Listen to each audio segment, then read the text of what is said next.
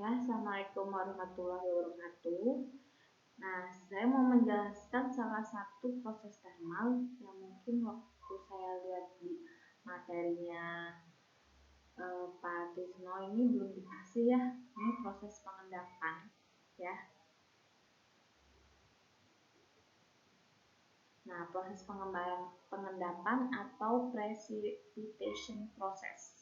Nah, ini penting ya buat anak teknik buat tahu. Pengerasan presipitasi atau pengerasan suhu itu adalah teknik perlakuan panas yang digunakan untuk meningkatkan kekuatan luluh bahan yang mudah ditempa, termasuk sebagian besar paduan struktural yaitu aluminium, magnesium, nikel, titanium, dan beberapa baja dan baja tantaran. Nah, pada pengerasan presipitasi yang merupakan perlakuan panas pada temperatur rendah yang membuat paduan logam menjadi lebih keras. Jadi dia proses pengerasan sebenarnya precipitation itu. Nah, pengerasan ini disebabkan oleh pemisahan komponen-komponen atau fasa-fasa paduan dari larutan pada lewat jenuh. Persyaratan utama untuk paduan yang akan mengalami pengerasan suhu ialah daya pelarutnya itu turun dengan menurunnya suhu sehingga dapat diperoleh larutan padat yang lewat jenuh. Nah, jadi sebenarnya ini berbeda sama proses pengerasan di hardening ya yang kalian sudah pelajarin ya. Hardenability, mampu keras ya. Ya, sifat mampu keras itu berbeda prosesnya. Di sini itu dia bedanya lebih ke kelarutannya ya. Jadi penambahan zat terlarut ya bisa jadi pengotor atau logamnya ya. Nah, itu yang menyebabkan adanya pengendapan.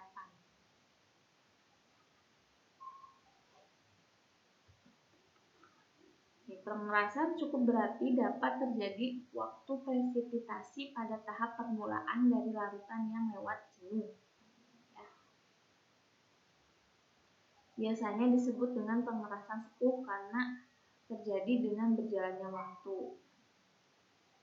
Proses pengerasan suhu ini menyangkut pelarutan. Ya.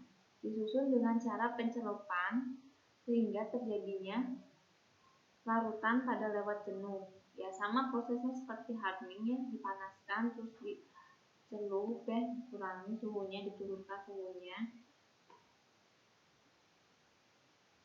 Nah, ini dia pengerasannya itu seiring dengan waktu ya, berjalannya waktu turun ya. Nah, tapi juga ada penambahan zat pengotor. Biasanya penyempur dilaksanakan pada suhu tertentu di mana laju pengendapannya itu sangat lambat. Ya. Jadi ini berhubungan dengan kelarutan pokoknya ya. Dimana kita tahu biasanya kelarutan suhu makin tinggi dia kelarutannya kan semakin bagus kan. Nah, tapi ketika dia suhunya diturunkan, nah itu bisa terjadi pengendapan. Jadi berbeda suhu, berbeda juga kelarutan. Setelah pencelupan, paduan dipanaskan kembali sampai suhu tertentu di bawah hidung kurva C, di mana presipitasi mulai terjadi ya sesudah selang waktu tertentu. Nah, ini ya. Ini larutan padat. Nah, boleh dicelup. Nah, dia menjadi XA larutan padat. Sisa gini strukturnya. Terus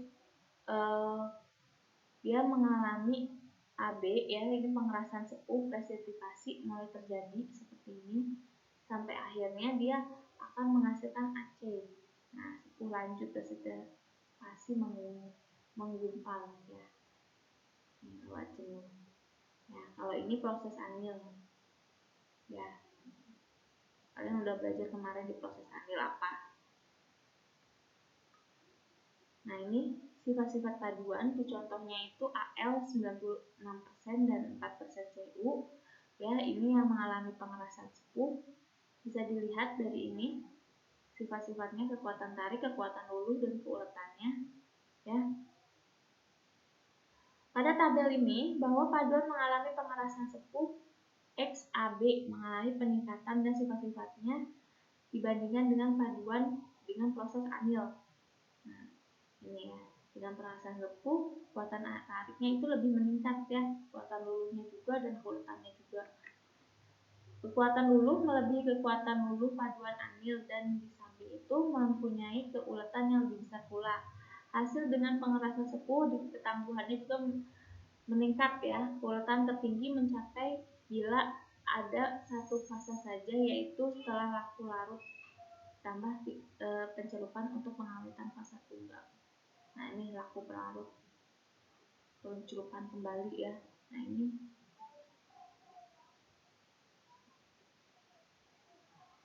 dia malah lebih ulet, turun ya jika dia mengalami laku pelarutan, suhunya dinaikkan, dicelupkan pada suhu 20 derajat Celcius.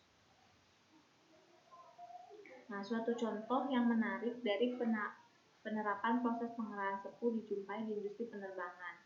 Paku keling aluminium yang lunak dan ulet lebih mudah dipasang. Akan tetapi, dalam kondisi ini kekuatan sangat kurang. Oleh karena itu, dipilih paduan aluminium yang dapat dicelup sebagai larutan lewat jenuh tetapi mengalami pengerasan sepuh pada suhu ruangan. Paku keling dipasang ketika masih lunak dan ulet dan dibiarkan mengeras setelah dipasang. Karena karena suhunya semakin turun, dia jadi mengeras. Larutannya kelarutannya semakin berkurang. Karena proses pengerasan cukup cepat pada suhu ruang, timbul masalah praktis, yaitu penundaan proses pengerasan setelah laku keling mengalami laku larut. Pengaruh suhu atas laju reaksi memegang peran yang sangat penting. Oleh karena itu, laku keling tersebut disimpan dalam lemari es. Suhu yang rendah akan menunda terjadinya pengerasan untuk waktu tertentu. Nah, ini lewat sepuh ya, proses lewat sepuh. Proses segregasi lokal yang kelanjutannya menghasilkan pengendapan sempurna atau lewat sepuh atau pelunakan.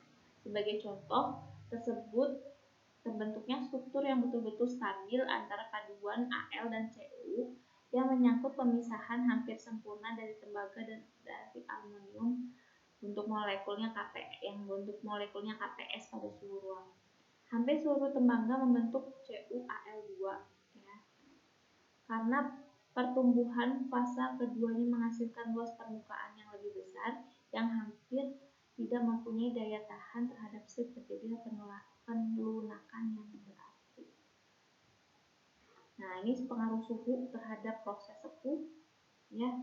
Di proses pengendapan ini jadi secara tidak langsung pengerasan atau terjadi dengan cepat pada suhu yang tinggi.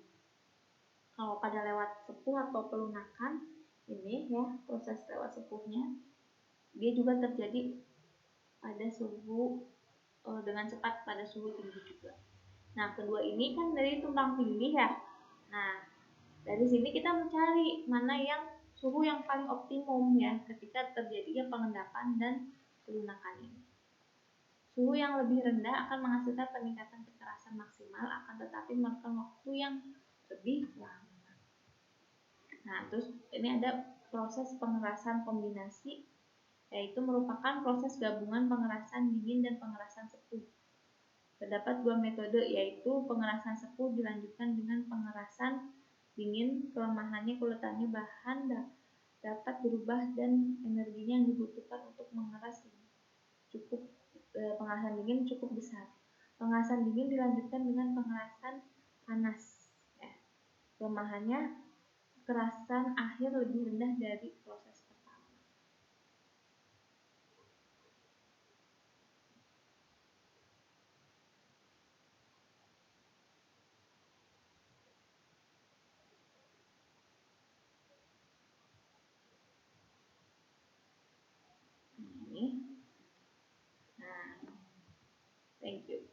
Ya, sekian ya untuk materinya mengenai proses pengendapan ya, pengerasan suku. Kalian bisa cari lagi materi yang kalian belum ngerti, cari lagi di YouTube-nya atau di Google ya, apa yang gak ngertinya. Bu akhiri, assalamualaikum.